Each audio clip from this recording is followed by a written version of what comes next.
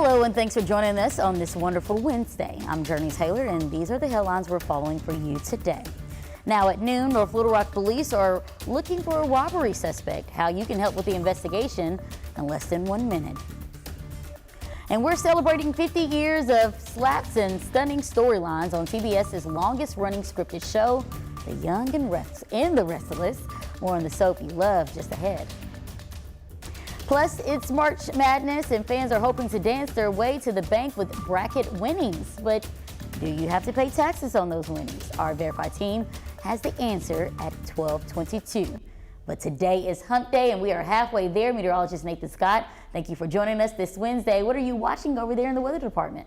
Good afternoon, Jurnee. We've got a canopy of clouds in place, but what you notice when you step outside, it is much warmer out there compared to what we have been seeing over the past few days. Temperature right now in the capital city, 71 degrees. It's 68 in Hot Springs, 56 though in Russellville. You'll warm things up. Lots of clouds. There will be some peaks of sun through this afternoon. Also on the breezy side, we've got those winds kicking in here from the south-southwest, about 10 to 20 miles per hour. Radar shows nothing, but there's a slim chance there could be a stray shower. Highs today, how about mid to upper 70s for most locations, low 70s in North Arkansas, low 80s, Arkadelphia, Camden, Monticello.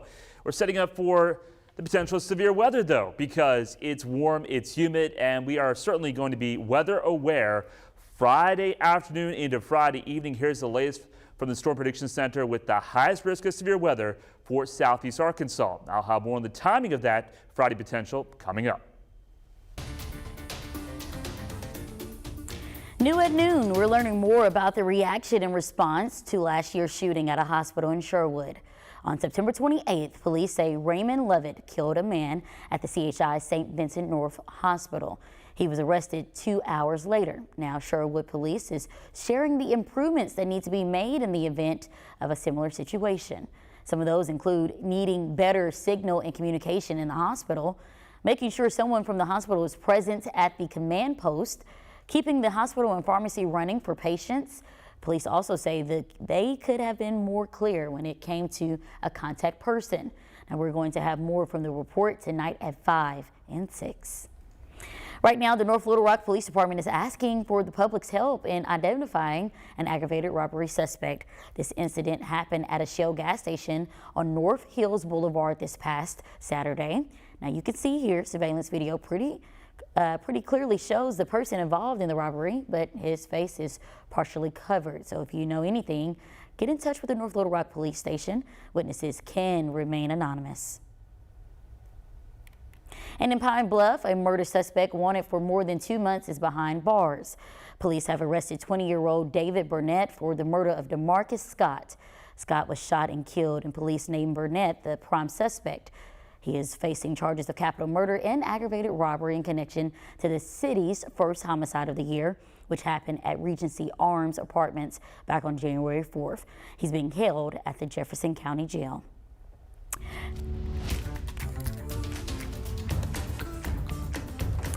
A class action lawsuit against Summit Utilities has been dismissed to allow the Public Service Commission to begin their investigation.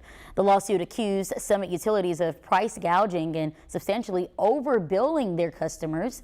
With the lawsuit dismissed, the Public Utilities Commission has now opened their own investigation into Summit.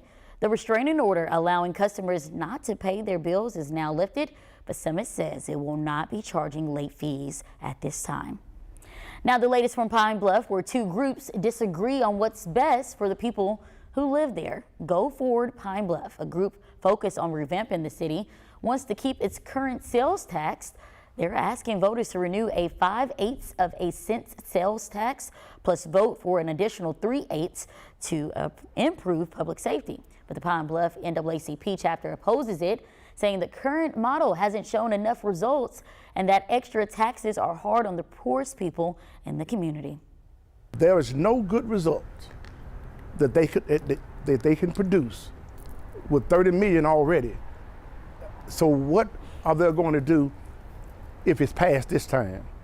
Go Forward argues the money will help grow small businesses, improve schools, and update neighborhoods. Now we're expecting a vote on this on May 9th, and regardless of what happens, the current sales tax plan won't end until next year. The New York grand jury investigating former President Trump is nearly done with its work, but there is no timeline for any announcements.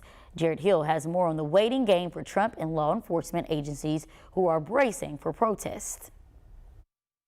Former President Donald Trump remains at his home in Florida.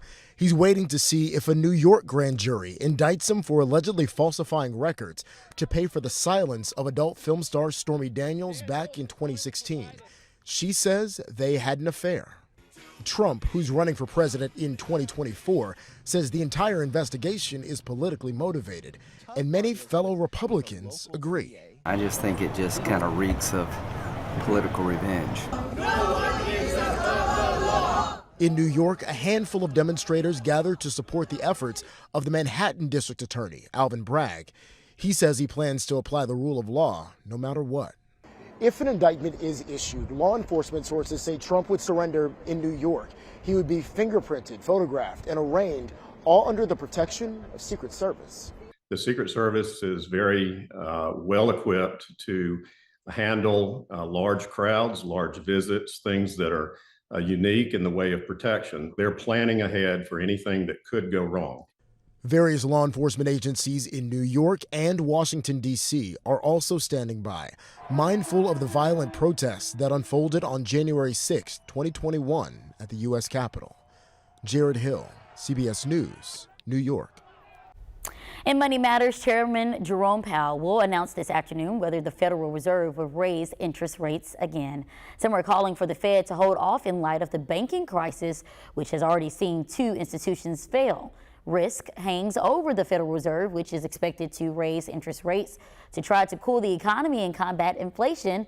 But with fresh instability in the banking sector, financial markets are now expecting, maybe even hoping for, a more modest quarter percentage point increase. But economists recommend no increase. Trying to thread the needle here, balance things, trying to do enough to help support the banking system and financial system, get that on solid ground, but at the same time continue to fight inflation. Americans are bracing for the impact of today's decision, and so President Biden is as well. He knows the health of the economy could have big implications for his political future. And today marks the first night of Ramadan, Islam's holiest month. It is a time of fasting, charity, and worship for Muslims throughout the world. It marks the 9th month of the Islamic calendar. During the month, followers of the Islamic faith don't eat food or drink water from dawn to dusk each day. Ramadan will end this year on the evening of April 21st.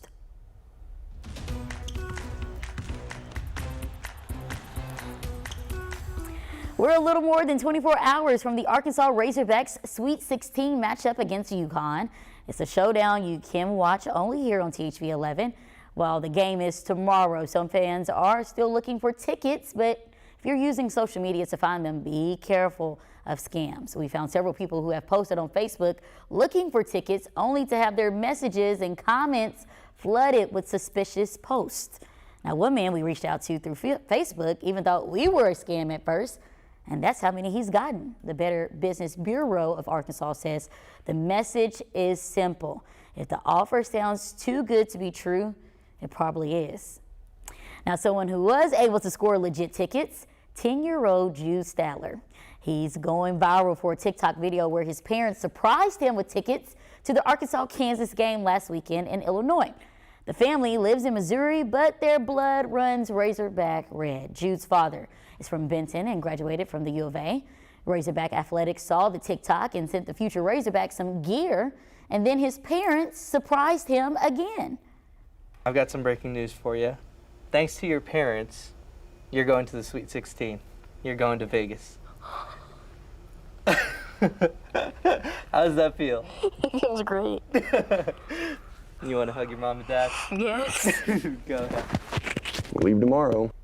How's thinking sweet? Well, that's right. Jude and his family will be there when the Hogs take on UConn tomorrow night. Now, remember, if you're not able to fly to Vegas to see the Hogs, don't worry. We still have you covered. You can watch the game right here on THV 11. Tip-off is set for 6:15 tomorrow night, and our crew is on the way to Vegas. In fact, they got on the plane this morning where they'll be getting us ready for the game. Hear from them tonight at 5 and 6. Well, CBS's longest-running scripted series is celebrating 50 years on air. When we come back, a look back at one of your favorite daytime dramas, The Young and the Restless. Oh, my grandma.